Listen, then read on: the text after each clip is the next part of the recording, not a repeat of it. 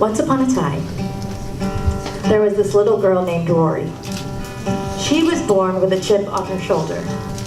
The chip was so large that her grandpa would tell her, "I love you, but if you don't eat that chip on your shoulder, it's gonna get so big, it'll stunt your growth." "What does that even mean, Papa?" she would declare as she stormed off to sit in the shadow of her tree, angry at the world. She would sit under the shadow of that tree with the deepest, meanest frown. See, what Papa didn't understand was that Rory was mad.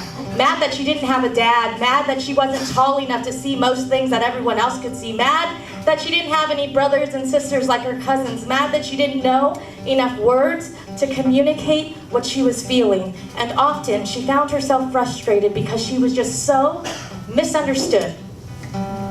Rory's mom saw her frustration, and not knowing Rory's inner thoughts would say, "I love you, Rory. Be patient with yourself. You are, after all, only 2. Your words will come." Oh, but Rory was just too wound up that chip on her shoulder did begin to grow larger and larger and larger, taking up all her energy to have the patience to learn her words. And the idea of the chip stunting her growth like her papa had told her just made her even more furious. And the fact that she couldn't communicate any of her feelings just filled her with wrath. It's just that, yeah, everyone said they loved her. But how could they love her if they didn't understand her? So she'd mope and drag her feet because the chip on her shoulder was so heavy. And she'd sit in the shadow of the tree and be in great upset. One day, her mom finally said to her, "You know, Rory, the quickest way to feel love is to spread love." At first, Rory was confused. Was this another Papa-like thing to say? She didn't know.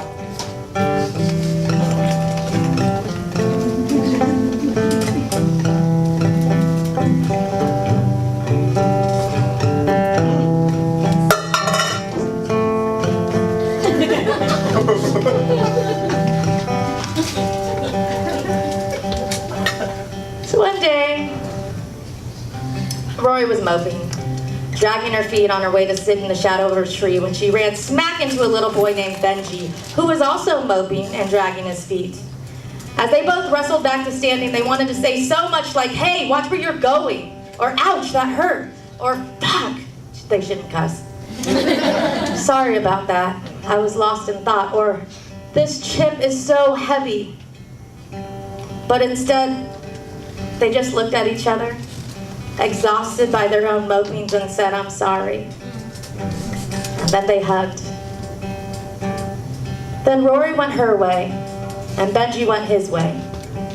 But Rory walked away a little different, a little lighter. The hug made her feel good. So instead of heading to sit in the shadow of her tree, she set off to see who else she could hug. She hugged everybody she saw that day. She felt so good and wondered if this is what her mom meant when she said the quickest way to feel love is to spread love. Yes, she decided, yes, this is in fact what her mom meant. So the next day, she hugged everyone she saw, including the people she hugged the day before, so those people wouldn't forget they were loved. And the next day,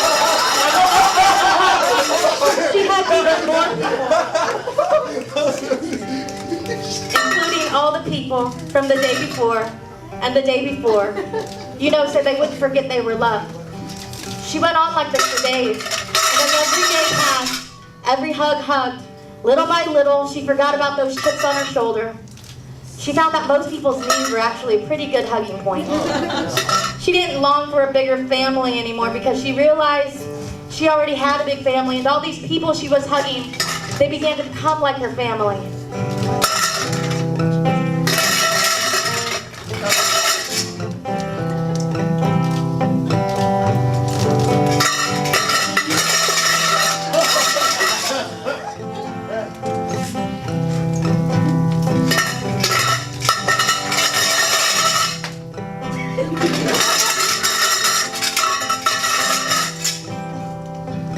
And she was so happy.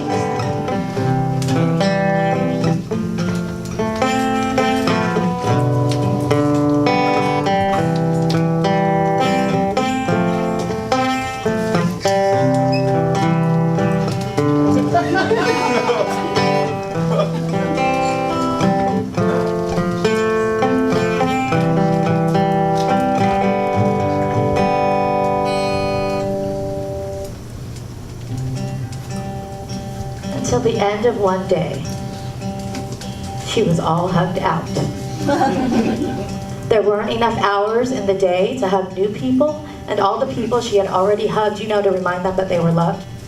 She began to think, well, if I'm going to hug more new people, then I'm going to have to stop hugging some of the people I've already hugged, but that is not fair. And I could just keep hugging only the people that I've already hugged, but what about all those people that will never get a hug? Oh, God, she began to mope and drag her feet, only to find herself sitting under the shadow of her tree, wearing a frown, weighted with frogs. She was distraught again. The chips on her shoulders reappeared and felt even heavier this time.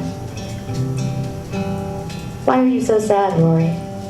her mom said as she came and joined her in the shadow of her tree. Her mom took a blanket out of her bag and wrapped it around Rory. "Oh, Mom, I can't hug everybody." She shrugged and sighed as the chips on her shoulders crackled. "And I don't even care if I don't grow taller." Rory's mom's eyes swelled with tears as she looked at her and realized her daughter had learned empathy. And in her 2 little years, she felt a responsibility to others. She had learned how to love others. And with that, her mom took out some French onion dip out of her bag and gave it to Rory. "This is from your papa, for all those chips you have. Hold on, wait, time out. We love you, and it's going to be fine." French onion. What's this? What?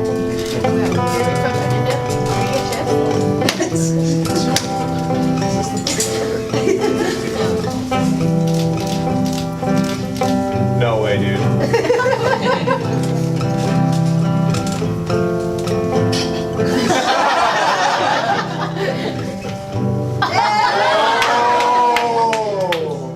Thomas.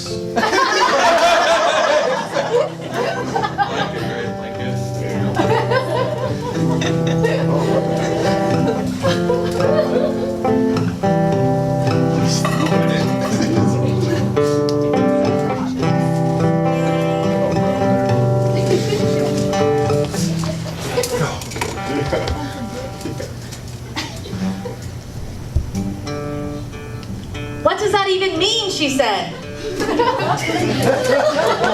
As she heard her mom walked away. "God, nobody understands me," she grunted. For days and days, there were no hugs given out by Rory. She felt defeated. She just sat in the shadow of her tree with her chips on her shoulder and her dip, and she moped. But one day, while she sat in the shadow of her tree, this boy came skipping towards her. He looked familiar. It was that little boy she first hugged, that little boy, Benji. "Rory," he said, as he came to sit by her. "I've been looking for you." He noticed she was moping. "What's wrong?" "Well, I can't hug everyone. What's the point?" she sulked. Benji looked at her for a moment.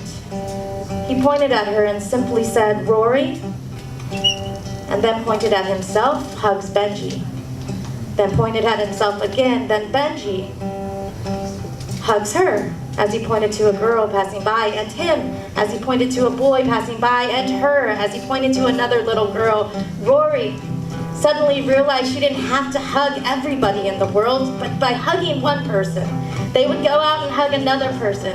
Rory began to feel light again and was inspired to go out and get back to hugging Benji. Benji, well, he was pretty excited to go out and do some hugging too, but before they did, they sat together in the shadow of that tree and ate away all those chips on Rory's shoulder with the hummus and that her mom gave her.